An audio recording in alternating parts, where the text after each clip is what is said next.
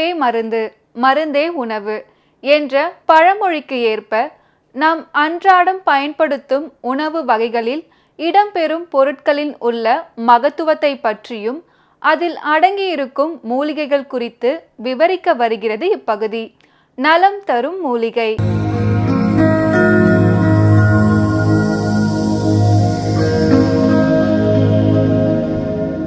மக்கள் வணக்கம். உலக தமிழ் அறிவாளிகளே, சித்தர்களின் அருளால் நலமுடன் பல்லாண்டு வாழ்வோம்.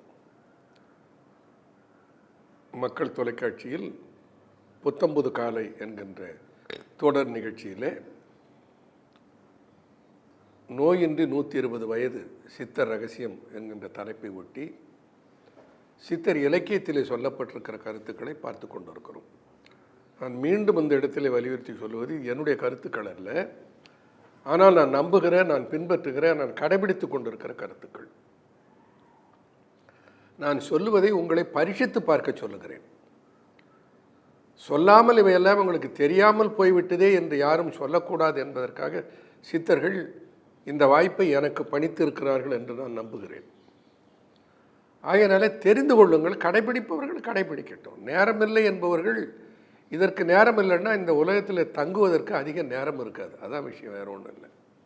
ரொம்ப பெரிய தத்துவங்களை உள்ளே அடக்கி திருமூலன் ஒரு பாட்டில் சொல்லுவான். அடப்பண்ணி வைத்தார், அடிசிலை உண்டார், மடப்பிடியாருடும் மந்தனம் கொண்டார். அடப்பண்ணி வைத்தார், அடிசிலை உண்டார், மடப்பிடியாரோடும் மந்தனம் கொண்டார். இடப்பக்கமே இடர் நொந்தது என்றார், கிடக்க படுத்தார், கிடந்து ஒழிந்தாரே. இந்த பாடலை முன்ன வேறொரு இடத்துல மேற்கோளாக சொல்லியிருப்பேன்.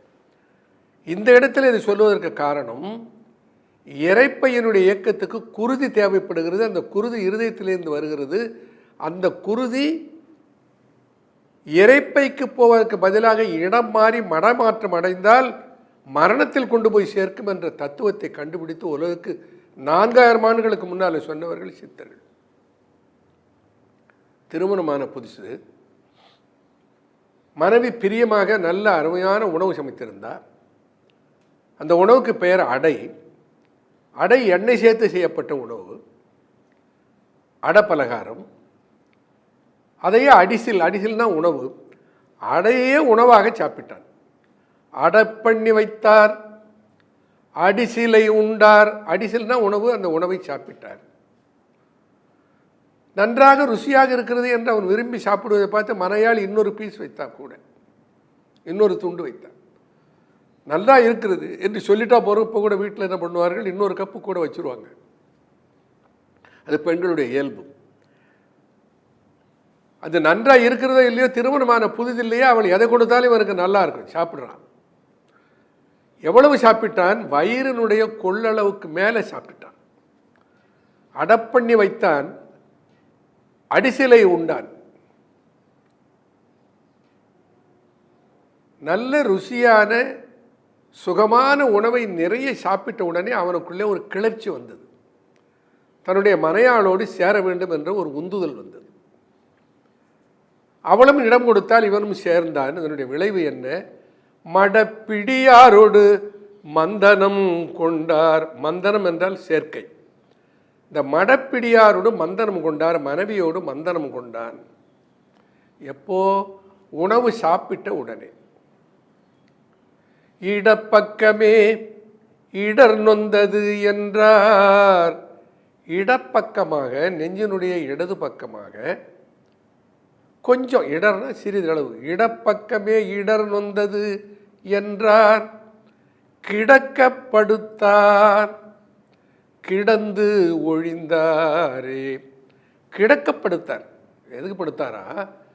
நம்ம ஊர்லெல்லாம் கேள்விப்பட்டிருப்போம். உன்னை கிடத்திருவண்டான்னு சொல்லுவான். இன்னும் சில சொல்லுவான், அவனை கிடத்திட்டு மறு வேலை பார்க்குறேன்னு சொல்லுவான். இன்னும் சில இடங்களில் அவன் கிடக்கிறான்னு சொல்லுவான். கிடக்கிறான்னா நமக்கு அவ்வளோ கோபம் வரும். ஏன்னா கிடத்தல்னா பிணத்துக்கு இன்னொரு பெயர் கிடக்கிறதுன்னு அர்த்தம். படுக்கிறவன் எழுந்திருப்பான், கிடக்கிறவன் எழுந்திருக்க மாட்டான். அதனால் கிடத்திட்டான்னா பிணமாக்கிட்டான்னு அர்த்தம். அந்த அர்த்தத்தில் திருமந்திரத்தில் திருமூலர் கையாளுறார். கிடக்கப்படுத்தார், நெஞ்சு வலிக்கிறது என்று படுத்தான். எதுக்கு படுத்தான்? கிடக்கப்படுத்தான், திரும்ப எழுந்திரிக்க முடியாத மாதிரி படுத்துட்டான். கிடந்து ஒழிந்தாரே. என்ன புரிந்து கொள்ள வேண்டும்? உணவு உண்டவுடனே அந்த உணவு செரிமானமாவதற்கு, இரைப்பையை இயக்குவதற்கு குருதியானது இதயத்திலே இருந்து இரைப்பைக்கு அனுப்பப்படுகிறது. அந்த நேரத்தில் கிளர்ச்சி மனதில் ஏற்பட்டு நீ உடல் உறவில் ஈடுபடுவாயானால் உடல் உறவுக்குரிய உறுப்புகளுக்கு குருதி மடைமாற்றம் செய்யப்படுவதனால் இருதயத்துக்கு சுமை கூடி இருதயம் இயங்க முடியாமல் இறந்து போகிறான். பாருங்க, அந்த இருதயத்துக்கும் இரைப்பையுக்கும் குருதிக்கும் உணவுக்கும் இருக்கிற தொடர்பை எவ்வளோ அழகாக திருமந்திரத்தில் இந்த பாடலில் சொல்லுகிறார் பாருங்க. ஆகையினால உணவை வாயிலிட்டு நன்றாக மென்று இரைப்பைக்கு அனுப்ப வேண்டியனுடைய அவசியம் என்ன? இரைப்பையினுடைய சுமையை குறைத்தல்.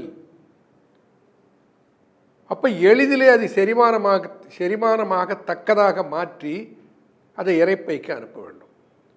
இப்போ என்ன சொல்லுகிறார்கள்? என்னுடைய மருத்துவமனையில் சொன்னார்னு சொன்னேன், அப்படியே சாப்பிட்டது செரிக்காத வருது. தப்பு எங்கே நடந்திருக்கிறது? சரியாக மென்று உண்ணாமல் சாப்பிட்டதுனாலே நிகழ்ந்திருக்கிறது. இதை தொடர்ந்து பார்ப்போம். நன்றி, வணக்கம்.